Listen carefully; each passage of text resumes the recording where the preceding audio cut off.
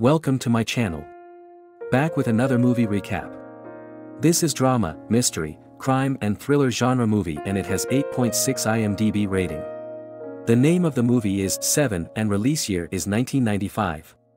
A film about two homicide detectives' desperate hunt for a serial killer who justifies his crimes as absolution for the world's ignorance of the 7 deadly sins. The movie takes us from the tortured remains of one victim to the next as the sociopathic killer sermonizes to detectives one sin at a time. I hope you enjoy watching my recap, and as quick reminder, this video contains spoilers. With his spouse Tracy recently relocating to an undisclosed big city, fiery but idealistic detective David Mills, Brad Pitt, is teamed with soon-to-retire Detective Lieutenant William Somerset, Morgan Freeman. Somerset will officially retire in 7 days. Following their friendship, Tracy, Gwyneth Paltrow, asks Somerset for supper and shares with him that she is carrying a baby. She has not told Mills yet since she is unsatisfied in the city and doesn't think it's a good location for raising a kid.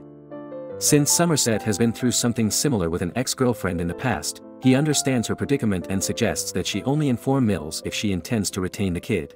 The 7 deadly sins serve as inspiration for a series of homicides that Somerset and Mills look into. One of the murders involves a criminal defense attorney, Gene Borkin, who was killed after having been compelled to cut a pound of flesh from himself, symbolizing greed. The other involves a severely obese man, Bob Mack, whose tortured eating makes Somerset believe that death has meaning.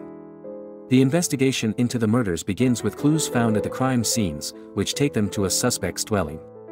There, they find a third victim. The killer had severed the finger from this victim, an illegal drugs distributor, Michael Reed McKay, and a child molester, who is depicted as a sloth, strapped to a bed, severely undernourished and seemingly lifeless.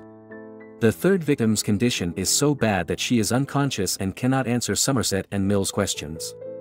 The crimes were planned long in advance, as shown by the daily images of the victim taken over a year. After Mills accidentally mentioned that the offender might have obtained a library card beforehand, the detectives use library records to track down John Doe, Kevin Spacey, and follow him to his residence. Somerset prints out a collection of all textbooks regarding the 7 fatal sins and utilizes his connections at the FBI to discover who has been reading them. While pursuing Doe, Mills trips and hurts his arm after falling off a fire escape. As Mills was searching a truck, a tire iron was used to strike him in the head. Doe approaches Mills while he is unconscious, grips him at gunpoint for an instant, and then flees.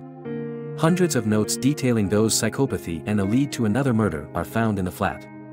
When the police finally show there, it's too late to prevent a man who Doe had bribed with a bladed strap-on to sexually attack a prostitute, Kat Mueller, before killing her. The 5th victim, a model named Heidi Shands, is brought to the site the next day. Doe had maimed her face, and she had the choice to either live with her disfigurement or take her own life by overdosing on pills. She picked the latter, symbolizing her pride.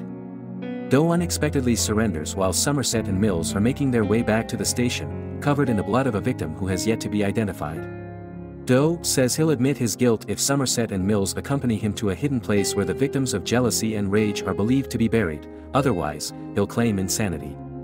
Mills concurs, while Somerset is cautious. Throughout the drive, John Doe proclaims his indifference toward his crimes, says his victims were right to die, and claims to be a martyr sent by a higher force to awaken humanity from its complacency. Doe also threatens Mills with cryptic comments, but Mills insists that Doe is just mad. The investigators follow Doe's instructions to an isolated, lonely spot. A delivery vehicle comes speeding up a few minutes after they've arrived.